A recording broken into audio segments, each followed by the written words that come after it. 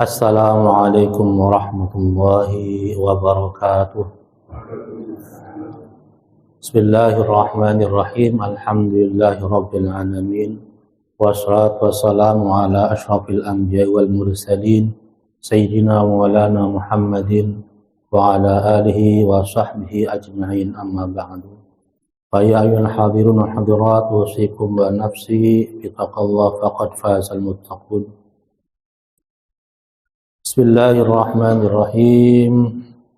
Wa alaika, dan hendaknya, seharusnya, ini etika yang dianjurkan, yang disunahkan Rasulullah SAW ketika kita suami istri hendak melakukan hubungan. Wa alaika, dan hendaknya bil hudu'i was sakinah, hendaknya kita melakukannya dengan tenang, tidak gerusa-gerusu ketika menyalurkan hajat biologis kita. Wa idza ahsasta bil inzali faqra fi nafsika min ghairi an taharraka lisanaka. Qauluhu ta'ala, dan ketika merasakan keluar, faqra fi nafsika, maka bacalah di dalam dirimu, di dalam hati, min ghairi an taharraka lisanaka, tanpa menggerakkan lidahnya. Jadi ketika kita sedang berhubungan intim dengan istri, lakukan dengan tenang, jangan gerusa-gerusu. Kemudian ketika merasakan maninya keluar, maka baca dalam hati saja tanpa menggerakkan lidahnya, yaitu firman Allah, wa huwal ladzi khalaqa minal ma'i basharan faja'alahu nasaban wa shihran. Al-ayah. Baca ayat firman Allah, wa huwal ladzi khalaqa minal ma'i basharan faja'alahu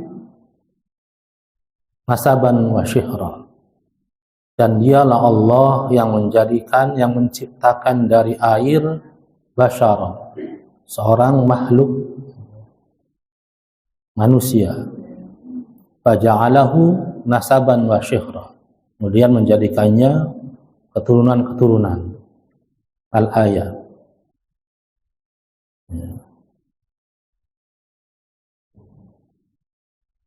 Ini anjuran bagi pasangan yang ingin memiliki keturunan, ingin punya anak. Karena sesungguhnya anak itu adalah hibatan.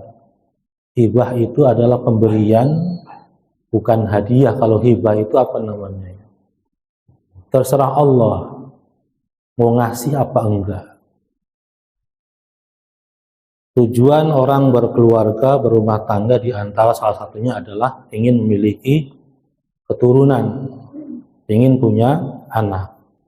Diniatkan supaya keturunan kita mempunyai anak-anak yang menjadi penerus sujud kita pada Allah Subhanahu wa ta'ala. Diniatkan supaya mempunyai anak-anak yang salih, yang yad'u lahu, yang selalu mendoakan kedua orang tuanya. Wal afdalu linnasi minat tazawuji wa tarkihi, maka minhum ma aslam li dinihi wa aslah li qalbihi wa jama'a li fikrihi wa yakrahu karahatan syadidatan liman la zawjatan lahu an yatafakkar fi sya'ni an-nisa. Kalau ada pertanyaan, mana yang lebih utama bagi orang yang menahan untuk tidak menikah atau orang yang segera menikah? Wal afdal, mana yang lebih utama, lin nasiki minat tazawuji, bagi orang yang menahan diri untuk menikah, wa tarkihi, dan meninggalkan menikah, maka minhum ma aslam lidinihi, pilihannya adalah Mana yang lebih baik daripada keduanya, menahan tidak menikah ataupun menikah, mana yang lebih baik? Pilihannya adalah ketika aslamu lidinihi, lebih selamat untuk agamanya apa tidak dengan menikah tersebut. Waslah li qalbihi, dan lebih baik untuk hatinya. Wajma' li fikrihi, dan lebih bagus untuk pemikirannya.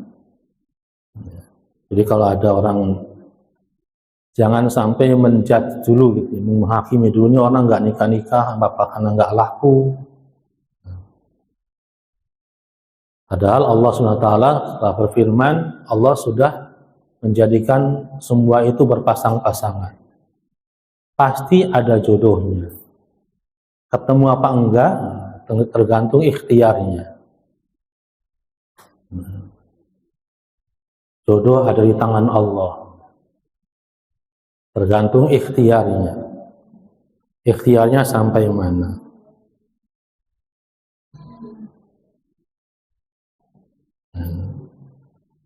Pertanyaannya seperti itu. Kalau lebih baik, lebih selamat untuk agamanya, untuk tenang hatinya, maka menikah adalah lebih utama.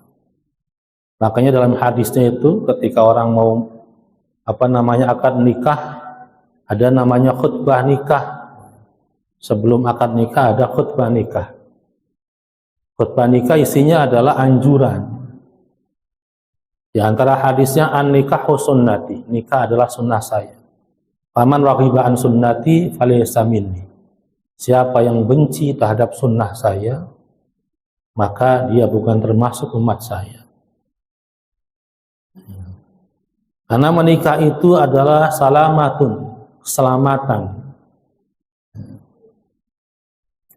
Menjaga pandangan, kemudian juga menjaga pikiran, dan merupakan ibadah yang terlama. Diriwayatkan bahwasanya ketika ada seorang pemuda dan pemudi menikah, iblis itu nangis kegerungan. Luar biasa nangis kegerungan. Nangis sejadi-jadinya. Di antara perkataannya adalah, percuma sudah usaha saya, sia-sia sudah usaha saya mengganggu anak Adam untuk melakukan maksiat. Karena dengan menikah mereka bisa menjaga diri, menjaga pandangannya, menjaga ibadahnya, menjaga segala-galanya.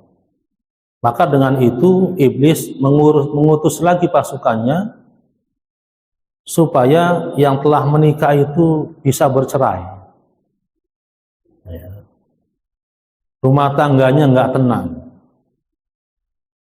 Hingga akhirnya menikah baru 3 bulan minta cerai. Dan itu ketika itu diriwayatkan iblis sedang duduk di singgasananya, berdatanganlah pasukannya, setan-setan datang, sedang lapor. Saya telah berhasil menggoda si Anu, saya telah berhasil menggagalkan ini, semua. Iblis nggak peduli. Tapi ada satu setan datang cerita, wahai tuanku, saya telah berhasil menceraikan pasangan Anu dengan Anu. Senangnya luar biasa. Luar biasa senangnya.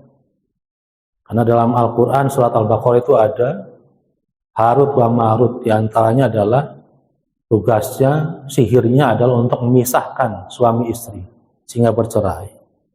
Maka dalam fikihnya itu hadisnya yang terkenal, abghadul halal indallah at-talaq. Perkara yang halal tapi paling dibenci sama Allah Subhanahu wa taala adalah talak, cerai. Halal boleh, tetapi paling dibenci. Kira-kira enak enggak ini? Ada kata-kata halal tapi Allah paling benci. Diriwayatkan bahwasanya ketika ada pasangan suami istri cerai, itu arsy Allah bergetar luar biasa. Maka ketika ada pasangan yang mau cerai, berpikir ribuan kali dulu. Jangan sampai Allah murka semurka-murkanya. Makanya hak cerai itu adanya di tangan para suami. Karena laki-laki sebagai pemimpin pikirannya panjang. Dia berpikir tanpa menggunakan perasaan. Dia mikir jauh ini bagaimana akibatnya. Wa yakrahu karahatan syadidatan liman la zawjata lahu an yatafakkara fi sya'nin nisa'i alladhi yahmilu an-nafsa 'alal maili ilaihinna. Dan sangat dibenci, wa yakrahu, dan sangat tidak disukai, karahatan syadidatan, dengan paling dibenci sekali. Siapa? Liman la zawjata lahu, bagi orang yang tidak memiliki istri, bagi orang yang belum menikah, an yatafakkara fi sya'nin nisa, orang belum menikah tapi mikirin tentang wanita. Ini sangat dibenci. Kenapa nggak boleh mikirin wanita? Kalau belum wayahnya menikah, nggak boleh mikirin tentang wanita. Orang masih SMA mikirin pacaran. Wah, ini udah nggak beres. Ada pesantren yai saya itu, kalau sudah ketahuan santrinya mulai pacaran, dipanggil Pak. Panggil orang tuanya, bapak ibunya masing-masing, kemudian dihadirkan kiainya, penghulunya udah siap. Udah siap penghulunya. Pak, Ibu, ini anaknya demenan di pesantren. Kalau sudah begitu, ngajinya nggak konsentrasi. Sudah nggak benar, lebih baik dinikahkan. Bagaimana Pak? Setuju nggak dinikahkan? Nanti kalau nikah, kita buatkan asrama khusus buat mereka. Jadi ketika sudah menikah, sambil ngaji juga nggak apa-apa. Lebih tenang daripada lirik-lirikan, pandang-pandangan. Bapak ibunya setuju, ya sudah setuju, nikah. Kalian dinikahkan di situ. Karena sederhana, yang penting akad selesai, lanjutkan pesantren lagi. Yang repot itu adalah gayanya, pestanya yang besar-besaran. Kalau nggak setuju ya sudah, dua-duanya dipisahkan, dikeluarkan dari pesantren. Makanya di sini sangat wayakrahu, tidak boleh lah bagi orang yang belum wayahnya menikah, masih SMP, masih SMA, masih jauh, karena pasti tidak akan konsentrasi. Wa man yali bidzalika wa lam yaqtir ala im'ati biwadha'ifil ibadati fa alaihi bitazwiji fa in lam yastati fa alaihi bisawm. Wa man yali bidzalika, barang siapa orangnya yang sudah cenderung seperti itu, walam yaqtir ala qim'ati biwadhabil ibadati fa alaihi bitazwij, dan dia tidak sanggup untuk menunaikan tugas-tugas ibadah, maksudnya tidak sanggup menjalankan ibadah dengan sempurna, padahal dia sudah sanggup untuk berkeluarga dan pikirannya sudah memikirkan tentang perempuan, fa'alaihi bitazwij, maka hendaknya dia segera menikah. Fa'ilam yastati fa'alaihi bisawm. Akan tetapi kalau ternyata belum sanggup untuk mengadakan, memberikan nafkah dan lain sebagainya, fa'alaihi bisawm, maka dia harus berpuasa. Fa'innahu yuksiru syahwat, karena sungguhnya puasa tersebut mengendalikan syahwat. Hadisnya itu Rasulullah bersabda, ayyuhas syabab man istata'a minkumul ba'at falyatazawwaj, Ailam yastati fa alaihi bisawm fa innahu lahu wijah. Wahai pemuda yang sudah kuliah, yang sudah selesai, sudah punya kerjaan, man istata' minkumul ba'at, barang siapa yang sudah sanggup di antara kalian al-ba'at. Ulama hadis banyak menafsirkan al-ba'at itu sudah sanggup memberikan nafkah kepada istrinya, maka segera menikah. Tapi pengertiannya ada al-ba'ah sanggup memberikan nafkah lahir dan batin. Kalau nggak sanggup, belum sanggup, maka hendaknya pemuda tadi memperbanyak puasa. Karena puasa itu merupakan benteng untuk mengendalikan hawa nafsu. Wa idza qasadta baital khala li bawlin aw ghaitin falbasna 'alaika wastur ra'saka. Kemudian sunnah Nabi yang berikutnya adalah jika engkau hendak menuju toilet, baital khala, rumah untuk menyendiri, nggak mungkin kan? Maka di sini artinya baitul khala itu rumah untuk menyendiri. Artinya nggak mungkin orang buang hajat tuh bareng rame-rame, nggak ada.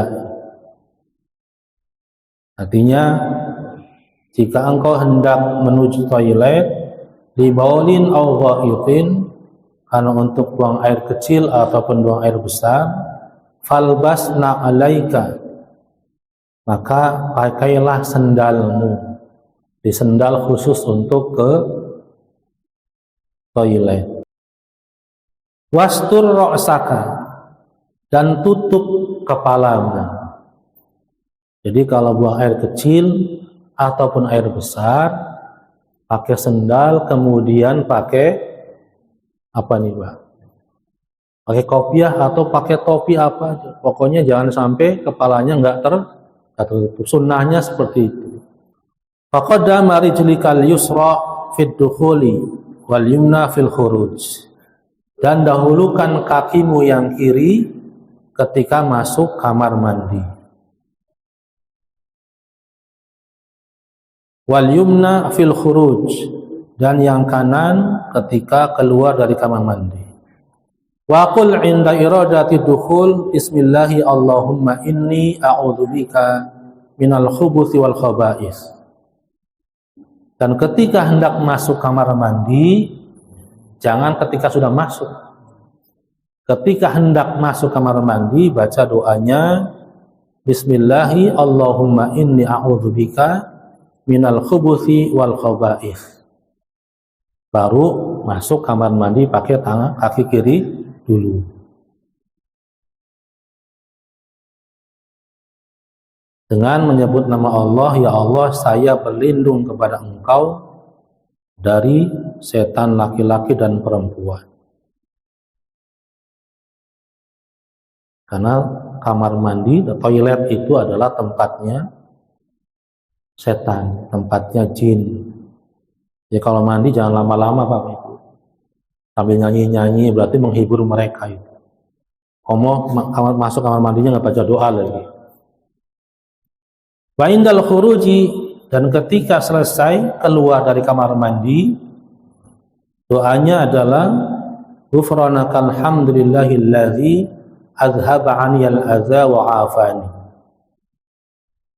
Ya selesai buang hajatnya, keluar dengan kaki kanan dulu, kemudian membaca doa ghufranakal hamdu, ya Allah, saya mohon ampunan kepadamu.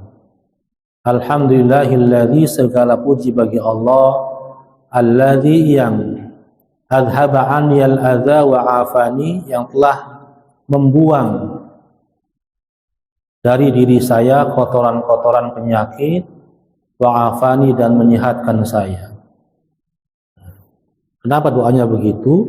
Karena buang hajat merupakan membuang kotoran, membuang penyakit. Wa 'afani, dan menyehatkan saya. Wala tadhkurullaha ala hadhil halah, dan jangan berzikir menyebut nama Allah dalam keadaan di kamar mandi atau di toilet. Illa biqalbika, kecuali dalam hati saja. Jangan sampai terucap. Wala tastasahib syai'an maktuban alaihi ismu ijlalai. Ismuhu ijlalan lahu ta'ala.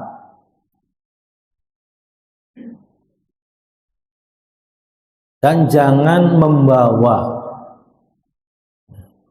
jangan ditemani syai'an, sesuatu maktuban berupa tulisan, alaihi, di atasnya, ismuhu ijlalan lahu, di atasnya tertulis nama Allah yang maha mulia. Jadi ketika masuk toilet itu nggak boleh membawa tulisan yang di dalamnya tercantum ayat-ayat Al-Quran ataupun nama Allah. Harus dilepas. Punya cincin, cincinnya tulisannya Allah, la ilaha illallah Muhammad Rasulullah, maka wajib dilepas dulu, taruh di luar.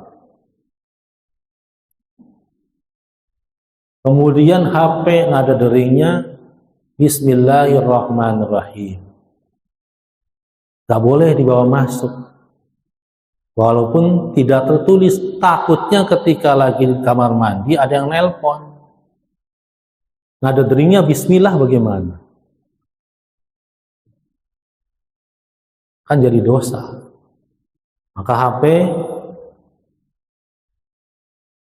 kalau emang ada nada deringnya Bismillah atau kalimat-kalimat thayyibah, lebih baik taruh di luar, menjaga supaya tidak berdering ketika dalam kamar mandi. Wala ta'bas wala tatakallam illa li daruratin, wala tarfa' min thiyabika illa ilal qadri alladhi takhsha alaihin tanajjas. Jangan berbicara, jangan ngobrol ketika dalam toilet illa li daruratin, kecuali dalam keadaan darurat. Pokoknya masuk kamar mandi meneng, diem. Wala tarfa' min thiyabika illa qadri alladhi takhsha alaihin tanajas. Jangan mengangkat pakaian kecuali sekedar supaya tidak terkena najis. Perhatikan ya, ketika di kamar mandi itu bentuk toiletnya juga seharusnya yang tidak nyiprat gitu, supaya aman. Dan hindarkan embernya itu jangan sampai di bawah, ukurannya harus lebih tinggi daripada toilet itu, supaya ketika kita pipis itu cipratannya nggak masuk ke ember. Wastatir, dan bersembunyilah, haitsu la yaraka syakhsun, agar tidak dilihat orang. Ketika kita menuju di lapangan, di alam terbuka, ketika pengen buang hajat, maka bersembunyi, cari tempat yang sepi, tidak terlihat orang. Wab'ad, dan menjauhlah bihaitsu la yasma' minka shautun wa la yashumu minka rihun. Menjauh supaya tidak terdengar suaranya ketika kita buang hajat. Wala yashumu minka rihun, dan tidak tercium baunya. Wala tastaqbil al-qiblah bibalin wala tastadbiruha bighaitin. Jangan menghadap kiblat ketika buang air kecil, dan jangan membelakanginya ketika buang air besar. Artinya ketika kita buang air tidak boleh menghadap kiblat ataupun membelakangi kiblat.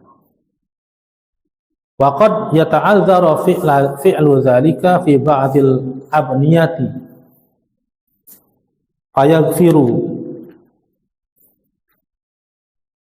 lil masyaqqati. Dan kadang-kadang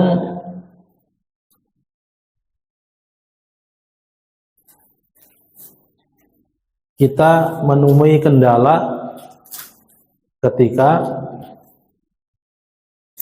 buang air kecil atau buang air besar di satu bangunan yang memang desain kamar mandinya menghadap ke kiblat, maka terpaksa kita buang air besar atau kecil di bangunan tersebut karena nggak ada lagi. Maka dianjurkan kepada para arsitek bangun rumah, bangun apa saja, ketika bangun kamar mandi jangan menghadap kiblat. Wala tabulla fil ma'id arraqiduna kana kathran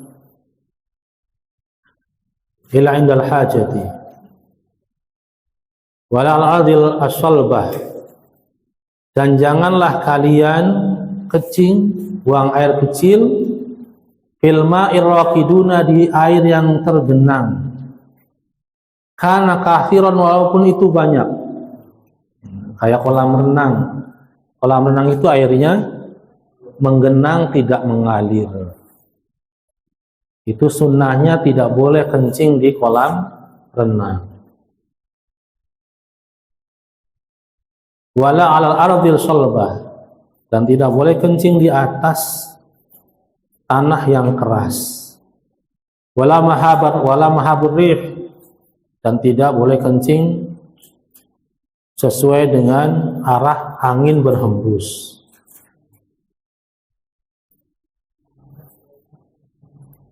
Kullu dzalika ihtirazan minal bawli alladhi amatan azabal qabri minhu. Semua itu kita hindari supaya kita tidak mendapatkan azab kubur gara-gara masalah buang air kecil.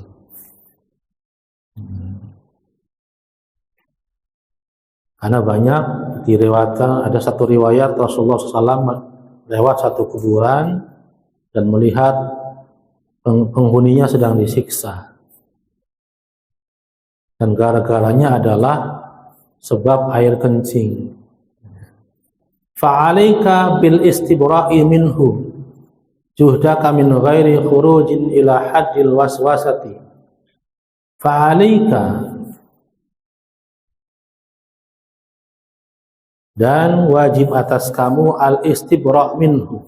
Istibra' itu membersihkan sisa-sisa air pipisnya dengan sungguh-sungguh,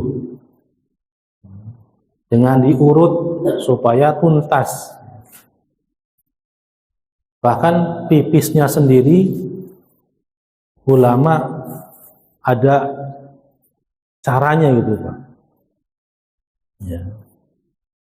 Caranya adalah kaki kanan, ketika pipis itu kaki kanan dijadikan sebagai dudukan, kaki kirinya itu berdiri,